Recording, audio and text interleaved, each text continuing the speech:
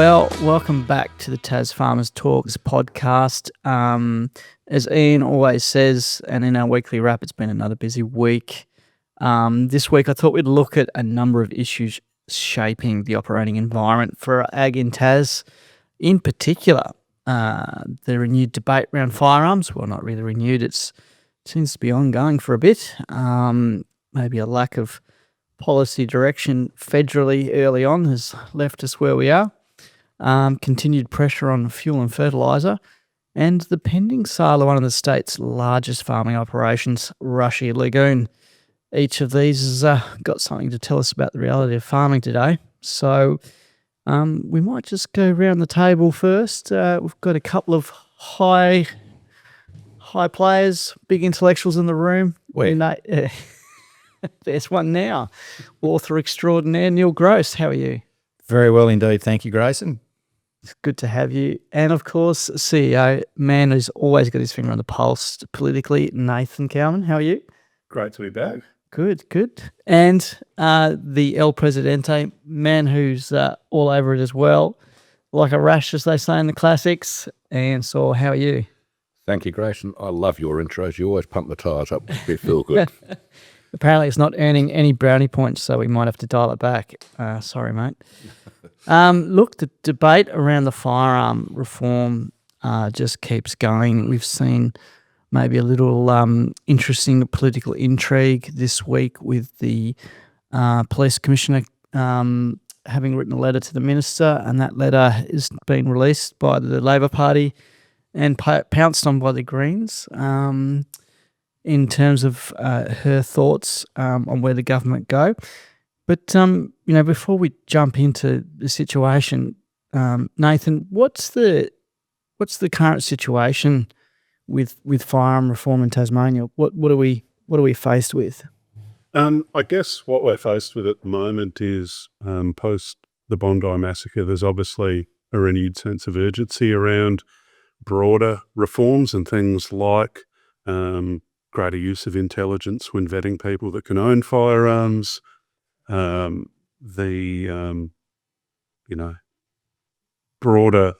review of having a national firearms database, which is something that, seems to have been worked on for an eternity, but still not with us.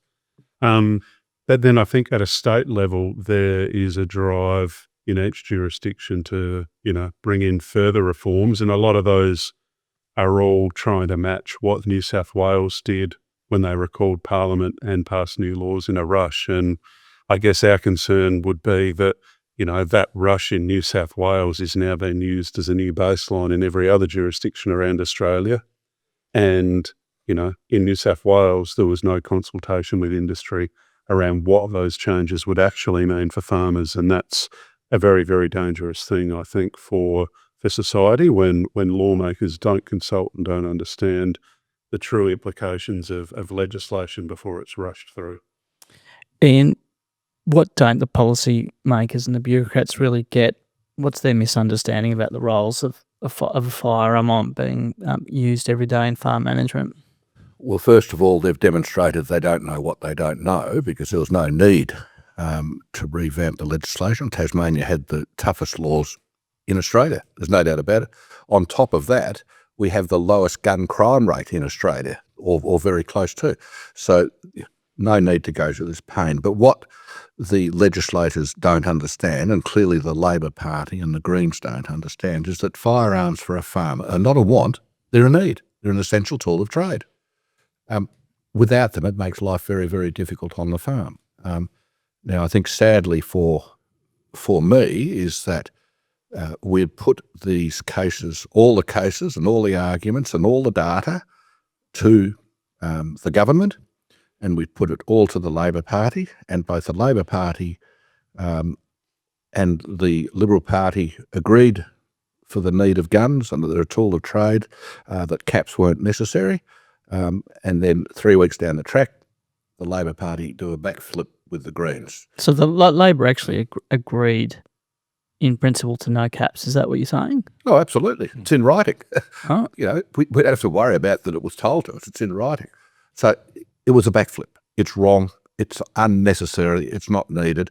And what it does do is for the policy development in Tasmania, and TasFarmers have spoken about this before, you have to have industry consultation to get good policy. You can't do it in a vacuum, but it also is a betrayal of the trust that you build up between a range of stakeholders. So we're now seeing Labor very much turn this into politics, not policy. The commissioners come out, Neil, and said we'd rather see caps. There's very much a convention in liberal democracy that the bureaucracy perhaps doesn't steer policy and lawmaking. They might give frank and fearless advice. What are your thoughts about the Labor Party arming this, turning this into such an issue with a highly respected police commissioner, and using her words to, which are given probably in confidence, to politicise it? Yeah, and I think your last bit is the most important, politicise it. And it's been driven by an agenda of a small minority who understand nothing about firearms, who want to sensationalise it. It's grabbed hold of by media who also don't understand anything about firearms but want to sensationalise it. And we have policy determined by politics and politicking. So as Ian and Nathan have said, firearms are a critical tool of trade for farmers. I don't know any farmers who enjoy killing anything. But sometimes you have to. There's the old saying, well, when you've got livestock, you've got dead stock. So you wouldn't say it was a privilege, as the term might be, to have to do that as a Well, think of the consequences of them not having them. So what are they going to do if they need to euthanize an animal? What are they going to do about wildlife control? What are they going to do about browsing animals? What are they going to do about feral deer without these tools of trade? I mean, we've spoken a lot about feral deer, and I mean, what do some of these people think we're going to do? Sprinkle magic fairy dust on them and they just evaporate? This is what drives so many people crazy about politics at the moment. It is driven by minority agendas, by people who know nothing about the subject. It gets picked up by the media and off they go, and all of a sudden you've got a juggernaut which makes no sense at all, particularly when, the ALP, who should know better than to at one stage say, we support our farmers, we trust our farmers with firearms. I mean, farmers are one of the most trusted people in our community. Of all the surveys, politicians down the bottom, farmers pretty much up the top. So what do these politicians not trust about our farmers to do the right thing with firearms? The rules are already in place. The regulations are already in place. The police commissioner should, spend more time perhaps making sure that the regulations and the laws that we currently have are enforced and pushed along, rather than driving another agenda, which seems to be just that, an agenda. Nathan, I feel like we're targeting, well, there's two people here. We're targeting the people who do the right thing and the people who perhaps shouldn't have firearms. What is that the case? Are we targeting people who should legitimately have firearms versus those who shouldn't? I think there's a bit of an age-old saying I've seen in the media a lot lately, which is criminals tend to not follow the rules in any case. Really?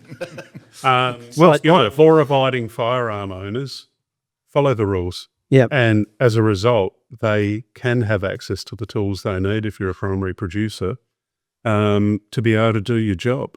I think tightening rules will change nothing around criminal gangs illegally using firearms. And, the other thing that I've read recently is probably the greatest threat around illegal firearms in the community are being driven by 3D printed devices. And again, there's no look to change legislation around penalties for those things. We really just, I think, need to take a step back and look at what problem we're actually trying to solve here. Yeah, are we, Ian? Are we targeting the right problem in tightening gun laws here, or is it somewhere where people might be getting access to illegal firearms? Is that the real problem? Is it the type of people perhaps who are accessing firearms? Look, the criminals will always find their own tools of trade, and there's a black market for anything in Australia. That's fine and dandy. I think the thing that worries us is that TasFarmers have been saying for the last 3 or 4 years, if you're developing up policy, you've got to have it backed up with some science. There is no science in this backflip by the Labor Party. None. Because all the data is saying there's not a problem. It's negligible with the best in Australia. And I think the other thing that we need to think about, I think that the Commissioner's letter, it's wrong to politicise her advice, absolutely wrong, because that will make secretaries of the department and bureaucrats a bit careful what they say now. But we want our politicians to make decisions on behalf of us. They're here representing us. The bureaucrats, whether it's the police commissioner or the secretaries of the department or advisors, will give ministers a range of advice. If it comes out of the bureaucracy, it's normally relatively conservative because that's what they are. It's up to the ministers then to go out to their trusted networks and industry and temper that advice that they get from the bureaucracy. Now, that process wasn't done. It seems as though the Labor Party have jumped on a ministerial letter, and that's what they've taken on board without even consulting. But I think you've been a bit kind on the police commissioner here, because the police commissioner, in providing that advice to government, would know it is discoverable. So at some stage, given the contentious nature of firearms reform and changes, the police commissioner, by writing that letter to the government, would know that it would be discoverable under freedom of information. And that might be okay. What we don't want is we don't want the bureaucrats to be scared to give frank and fearless advice. Well, clearly they're not. Well, but we've had the Labor Party who have politicised it, and that's what I... And failed to consult. And failed to consult. And I think that, if we think about, that the basis of good government is the stronger your opposition, the stronger your government is, it just shows that the Labor Party still aren't mature enough to be looking at being in government. When they're not prepared to stand by those with, who are trying to feed the country and all those sort of things, they're not prepared to stand up for good, sensible policy. It's about the politics still. This state and this country are going to head into some pretty tough times soon, and we're going to be looking for some really strong and capable leaders to lead us out of that. Playing politics around firearms and going back on what you said doesn't exactly set up your CV to be able to do that. No. Nor does breaking a good Western democracy convention of politicising the bureaucratic role. But as Woodrow Wilson said in his fantastic piece when he was hovered on a rainy night by his fire, you've got to keep the two separate. Go and have a look at the essay by him. Political administration, if you want to get to sleep quickly. Talking of deep, dark things and strange decisions, fuel and fertiliser. Input costs have been big on our membership surveys, Nathan. As you've spoken about in the past, there's a real big pressure now mounting, particularly in fuel and fertilisers. What are members telling us about the pressure? I think members are genuinely terrified at the moment. Fuel and fertiliser, probably after bank repayments, if you've got a mortgage over your property, and people costs, would be the most significant ongoing inputs that you need to run your business.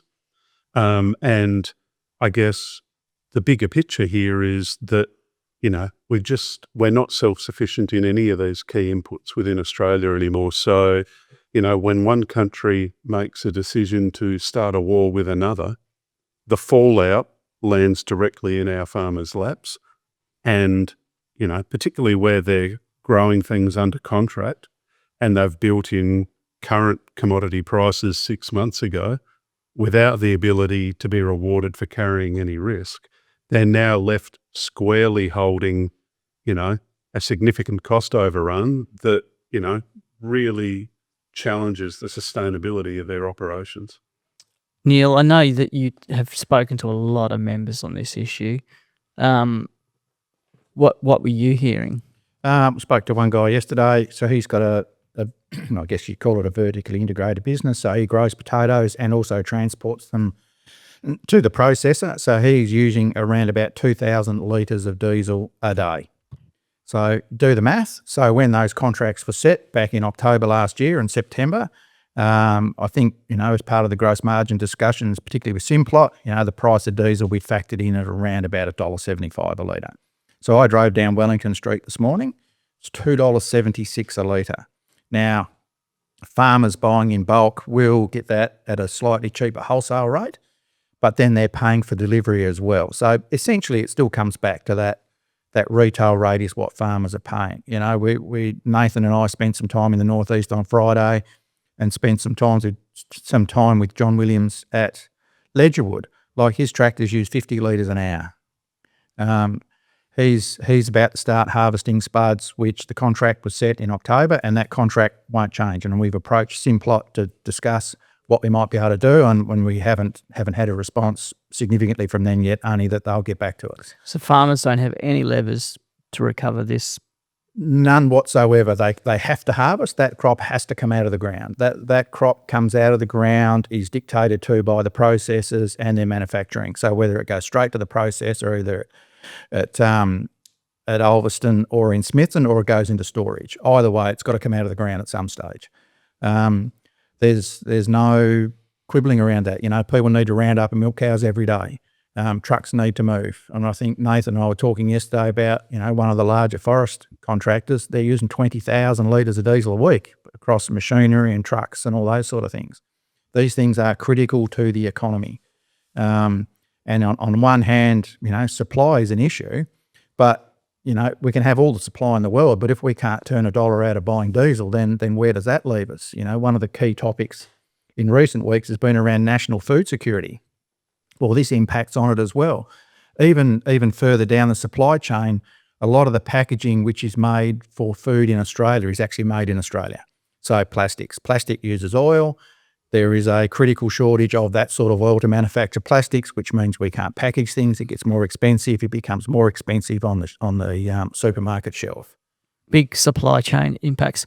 Ian, you read the tea leaves on this. Can you just give us a brief overview of what you thought the economic impact was going to be? You've talked about we're definitely, or I hate to agree with you, but at the gates of a recession on this one, mate.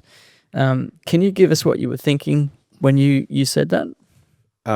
Well, yeah, I can. But I think it really is economics 101. If this conflict in the Middle East goes up, scarcity of fuel will arise and scarcity of fertiliser. So we've seen huge increases in both. That means the cost of production goes up, and Nathan's right that fuel and fertiliser are high on the balance sheet for expenditure on any farm.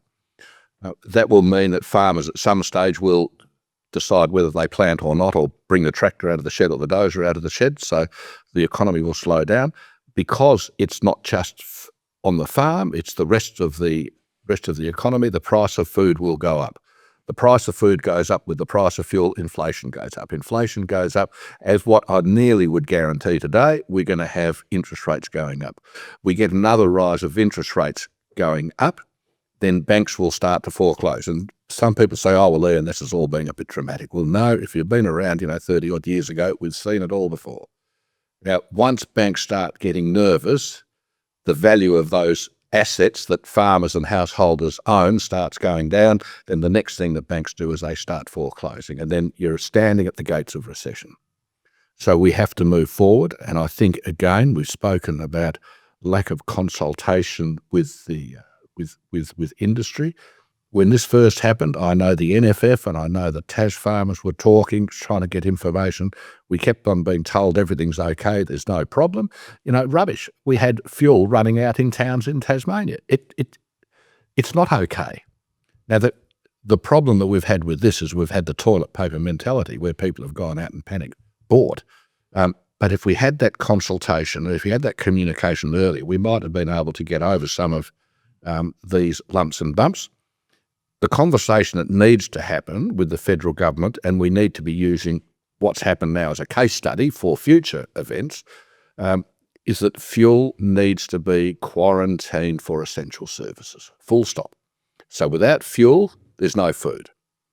So it needs to be quarantined, and that would take a lot of the angst out of the process. Now, at the moment, people should have a look at the Tasmanian government's fuel check app. Now, at the moment with diesel in Tasmania, there's a range of 106 cents. Go figure. How does that work out? For the 28 daily average is $2.05. So, and for the average, it's $1.64. It's gone up in the last week. There's gouging going on. Of course, there's gouging going on. There's panic buying and there's gouging. And so it's nearly a culture thing. People will always use the opportunity to make the extra buck. Well, I drove past my local service station last night and diesel was $2.57 a litre. I drove past there again this morning at, 8:10 and it was $2.72. I'm pretty sure there wasn't a delivery overnight. So how can it be anything else? Well, you're going to get cheap because the cheapest at the moment is $2.95. It's not cheap, it's just less expensive. I understand. We've definitely talked a fair bit about fuel. Fertiliser though, Neil, you've probably heard stories about fertiliser as well coming from members. Yeah, okay, so there's one particular fertiliser supplier who hasn't got any. I spoke to a farmer yesterday. He was quoted $1,400 a tonne for urea. That's about double what it was when we sat down and negotiated a price and contract with both Simplot and McCain back in September and October. The supply chain for urea is entirely dependent upon the situation in the Middle East. Has to come through that Strait of Hormuz. That is the most easily defended but most hardest to free up piece of water in the world. The situation isn't changing. But I was reading Where's Wally, looking for the federal agriculture minister on the weekend with my young daughter. Is Wally? It's a picture where you have to find a character. Wally, he's very striped. And beside the Where's Wally's book, I noticed there was comments about the federal government having invested by the missing minister, who I found, saying that we'd actually Australia's invested in looking to invest in a new plant. Is that not something that's potentially going to solve the problem, Nathan, or is it? I think the misleading thing around that statement is currently Australia, even with that new capacity, probably has the ability to supply less than 10% of what our farmers actually need. And from a fuel perspective, we probably have a similar ability in terms of supply for Australia. And I think that creates huge national security challenges in times of global uncertainty. The federal government for 2 terms now has been talking a lot about made in Australia policy, and I think it's a great policy. We used to make everything that we needed here, and it gave certainty to, residents, business, that in tough times we could be somewhat self-sufficient. But I think when, agriculture is one of the primary, pack horses of our economy, we need to have, probably 60 to 70% ability to source locally. Sure, go offshore if you can find, cheaper ways of supplying inputs that you need. But if we're going to have a made in Australia policy, it needs to be around things that we actually need here. Be it toilet paper, be it diesel, be it fertiliser. But, we used to make most of the cars that were sold in Australia. And we do make most of our toilet paper in Australia. It's actually made in South Australia. Here's a fun fact which I read yesterday. Grayson, it's probably a good place to make it, South Australia, toilet paper. Anyway, I'm not going to go back. I've got some good friends in South Australia. Is that 25 years ago, 90% of our refined fuel needs were actually refined in Australia. Now it's less than 30%. There's only 2 refineries left, and they're both, I think, in Geelong. And there is a flip side to all of that, is that we just don't want to fall into the trap where it's nice and warm and fuzzy to have everything made in Australia, but then we may have to pay twice as much. The issue here is that we do need more manufacturing, especially with the agricultural product, because that gives extra value and everything else. But what we need governments to do is to be able to forward plan for these types of events. And the first part of that planning, you've got to talk to industry. You can't do it in the vacuum of Canberra. It's just a nonsense. The reality of this is I spoke to two medium-sized contractors during the week. They're both burning 10 to 15,000 litres a week of diesel. So that's about 30,000 litres between the two of them, roughly, give or take. They've both got between 6 and 8 men and tractors of some description running around, which means it's about 25 to 30,000 hectares of land that they're working each year. Now, that's a lot of potatoes, it's a lot of wheat, it's a lot of barley, it's a lot of crops, it's a lot of stuff that goes into the food chain, and the cost of developing up that 30,000 hectares to produce the food and the fibre that we eat has gone stratospheric. So it's no small issue. And, you know, you see the politicians say, oh, it's all under control. It's not under control. Well, from buying fuel to selling property,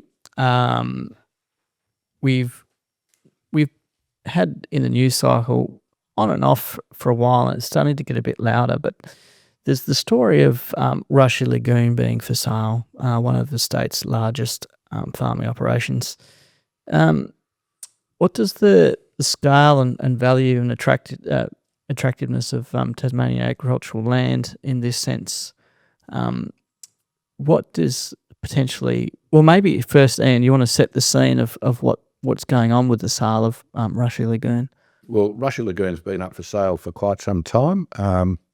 21,000 hectares, terrific Mediterranean climate, northeast tip of Tasmania, and that's now up for sale. There's a company called Gresham House, which puts a lot of money into trees, ecosystem services, etc. Our understanding is that they've got partners and they're going to they want to buy Rushy Lagoon.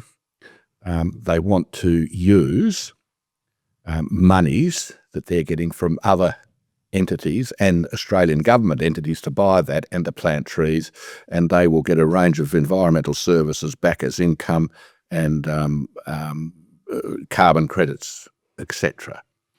Because they're getting that funding from Australian government entities, it means that they've got an unfair advantage over other people that want to buy land. So they're creating a market failure.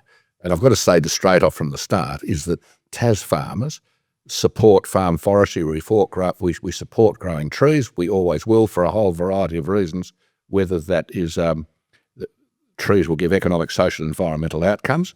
What we don't believe in is that those markets being skewed by government funding. I mean, what haven't we learned from the managed investment schemes? Now, the flip onto that is that we as an organisation, because we're deeply concerned that there's been no consultation with anyone, and the Foreign Investment Review Board have been involved. We've written to the Foreign Investment Review Board. They say can't say anything. We've written to the Treasurer, didn't get a reply back. We wrote to Minister Collins, the Federal Minister for Agriculture, spoke to her office numerous times, no response. We finally did get a response 2 months later. I replied to the minister's letter and congratulated her or the letter writer on being able to write 2 pages and say nothing. So we've written back. Now, again, what ticks me off and everyone else off, I've mentioned before about what was happening to the state. You know, it's all about trust and consultation. I mean, if you want to have a vibrant, dynamic industry and you want it to be able to go how the community want, you've got to be able to discuss. You just can't hide. And I'm sorry, Senator Collins is absolutely wrong. We are the peak body in Tasmania. There's a range of other organisations that she should have spoken to and consulted with. Now, FIRB, under the legislation, it says they may. It doesn't say they have to, but we think they should, because this is significant, need to talk to the local community. They need to talk to industry. They need to talk to local government. They also need to talk to state government. I don't know if they've spoken to the state government, but they certainly haven't spoken to the community. They certainly haven't spoken to local government. They certainly haven't spoken to us. So we're saying, and we're saying now, that FIRB have got to stop making any decision until they've made those consultations. It's a very, very large chunk of land that will go into trees, and there will go our food security in the northeast and all the jobs and the wealth creation that goes with it. So I'm hearing my taxpayers' money is going to be used to lock this up into, is it we're talking native forest or pine plantations predominantly. Pine plantation. There is Mostly pine asbestos. But there is areas of land that Gresham House has said that they will let regenerate. And that's even worse, because if you have an area of land that regenerates in Australia under the laws at the moment and you don't clear it within 15 years, and you've lost it reverts back. I mean, Rushy Lagoon holds a lot of potential, and there are other people, and that was the other thing, is that, we're told that there were no other buyers. Well, it's now come to light that there were other people interested in buying that property. So there's no market failure here? Is there a market failure? Yes, there is. There is. Because... But that land would have sold normally. There's no need for government to step in here. No, there's not. There's not, but the government have stepped in. But that's my taxpayer money. I mean, yes, well, that's right. You would think that the minister might think that as well. I need fuel for the car. I don't need a new pine forest. I need food on the table, affordable. I mean, if a buyer bought Rushy Lagoon and wanted to put the whole place into pine trees, and that's fine, because our view is, if it's your land, you can do what you want, and we support forestry. What we don't support is huge subsidies coming from government or government entities or whatever to help that person do it. So what it means is that those buyers who are there trying to buy it now can pay more than what the private buyer can do. Yes, and we know there are others that have wanted to buy it. So government intervention has distorted the market. And I mean, we're talking here about, local buyers that have been trying to purchase Rushy Lagoon, been outbidded by 30 to 40% based on the government subsidised entity, being willing to pay more using taxpayer funds. What's the dollar value? Well, the dollar quoted is 100 mil. So that's the price that we understand, and flop it 10 mil either side, because these are big numbers and we can't be 100% correct. But what we've been told is that the value of the property at the moment is about 70-ish. What's the return on investment for the government if they lock it up? Well, we don't know, and we've tried to look at what the return on investment from the Clean Energy Finance Corporation and other partners. They've got Clean Energy Finance Corporation partner with other entities, and many of those are overseas entities as well. Yeah. So it's a bit hard to find out what return on investment that they Very murky. Yeah, I mean, there are some parts on the Rushy Lagoon property, particularly which are adjacent to the Ramsar wetlands alongside the Ringarooma catchment, which probably, they're very low grade. They're probably better off going back to the environment. But there is probably an enormous proportion of Rushy Lagoon is high quality grazing land.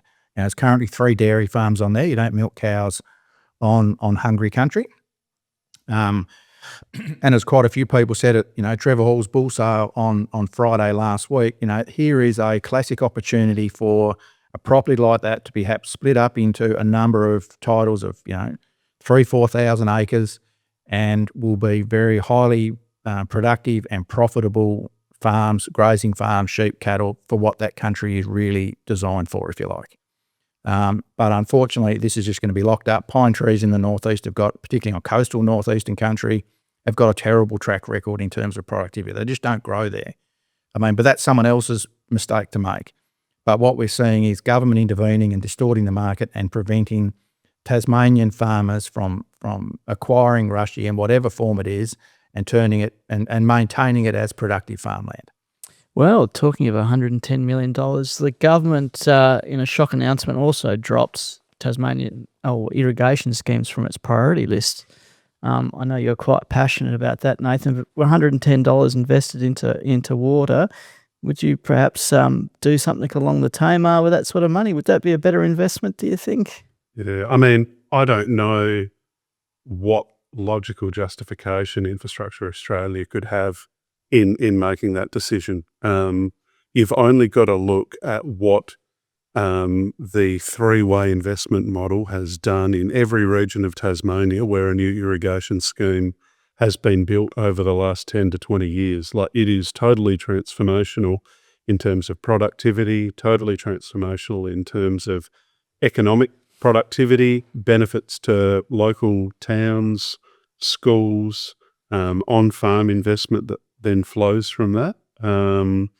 there is probably no better case study in Australia for how to boost regional productivity than these schemes. And I think what we would seriously hate to see is funds being reallocated to, other states that have poorly managed their own finances around major infrastructure processes, at the detriment of agriculture in Tasmania. You wouldn't like money being transferred from productive enterprises like irrigation into one-off sugar hits like Olympic infrastructure in Queensland. Wow, some bombshells on today's podcast. The over budget rail loops in Victoria. Yep. Well, there's some Snowy infrastructure too. issues going on around Australia. We have sadly run out of time. I know we'd like to keep chatting. Nathan, what's keeping you up at night? I think there's a lot of things at the moment, many of which we've spoken about today. But I mean, I think a lot probably hangs off this afternoon's Reserve Bank decision. It probably sets the tone. I think for the first time, the board will actually be weighing up the potential consequences of a recession against the potential consequences of inflation. And I can't remember in the last couple of decades a time where they've actually had that as a prospect to consider. So we will wait and see what decisions they make then, but there's probably a lot riding on that, I think. Yeah, very interesting game of Cluedo with the biggest, bluntest object to hit the average Australian to reduce our economic speed. It's a real failure of government policy in a lot of areas, energy, infrastructure, as we've talked about. Neil, we've got a lot to fight for. What's keeping you up? Lots of things, but I think from a big picture point of view, it's that tipping point which Nathan was talking about, where you've got escalating food prices, soaring fuel prices, and put on top of that interest rate rises. Like there would be many farmers who will be thinking this is now becoming a very marginal proposition. But bigger than that is that, pretty much the whole Australian economy is based around debt leverage off property values.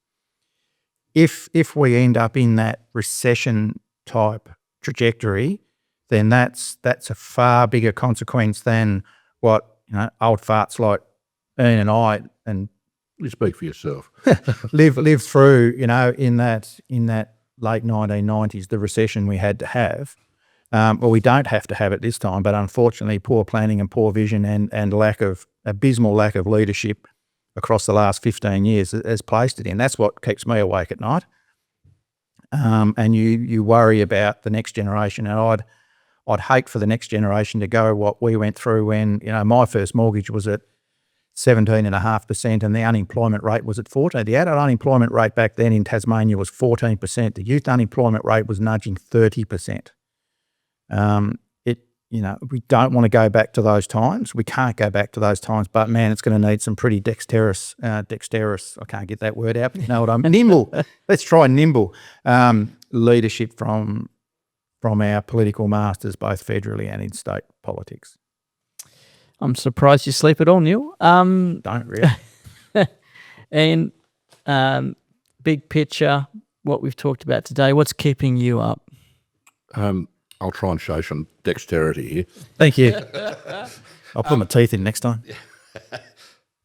I just think in all of this, we may hit some headwinds today, depending on what happens with the Reserve Bank. I think we all just have to remember, and our legislators have to remember as well, that there are people and feelings involved in here, and what we don't want to do is have human flotsam and jetsam floating around through bad decisions. But the thing that's keeping me awake more than anything is that we keep on saying all the time we want science for our policy decisions. We've had that flipped on its head, especially with the gun issue in Tasmania. The other thing that's really important for industry, the community, and our legislators is you have to form a degree of trust. And sadly, I'm still annoyed that trust has been screwed up and thrown in the bin without any consultation over this gun issue. I just think it's absolutely appalling. And, we keep on saying at these times that you have to separate the policy and the politics, and we want policy. And you can only get policy by talking with industry and the community. To do it in a vacuum, you end up with a complete cluster like we've got at the moment. And this should be a lesson for all of us in Tasmania. This is the wrong way to develop policy. And I'm hoping in a fortnight, Grayson, we can have a happy podcast. A happy podcast. Oh, let's see what that looks like. Negative. Maybe that's our challenge. The next time we get together, we talk about all the good things. And there's plenty. There are lots of good things happening. There's more good than bad. Yeah, that's right. I mean, we do focus on the negative, but there are some really actually some. There's the challenge. Green shoots. Well, perhaps we can talk about all the achievements under some of your great leadership, Ian. Until next week, friends, it's been a big episode on fuel, firearms, and the sale of Rushy. Thank you, Nathan. Thank you, Neil, and thank you, Ian. Thank you, Grayson. Thanks, Captain. And a big shout out to our supporters who help make what we do happen every day with TasBuilt, Telstra, and our great partners at the TasFarm Innovation Hub. And of course, our members. And can't forget our members, can we, Ian? No. Hey, what makes us tick. Thanks, team. See ya.